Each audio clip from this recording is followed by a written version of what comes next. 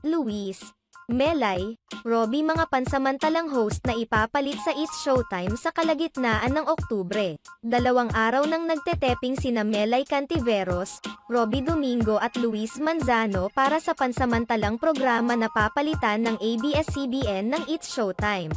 Sa programang Christy Fair Minute ni Christy Furman, inihayag ng showbiz columnist na may handang palabas na papalit sa Kapamilya Network kapag nangyari ang 12 days suspension ng It's Showtime.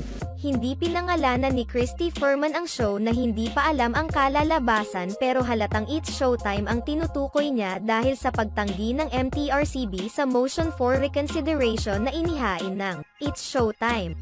Ayon kay Christy Furman, ayon sa tumawag sa akin na source na kadalawang taping tapo ngayon ang mga bagong performers na ito bilang pansamantalang pamalit sa isang programa na hindi natin alam kung ano ang kahihinatnan. Hindi na binanggit ni Christy Furman ang pansamantalang palabas na papalitan ng Kapamilya Network ng It's Showtime. Samantala, kung totoo man ang source na natagpuan ni Christy Furman, 2 linggo umanong manonood sina Melay Cantiveros, Robbie Domingo at Luis Manzano, kasama ang iba pang family teen stars.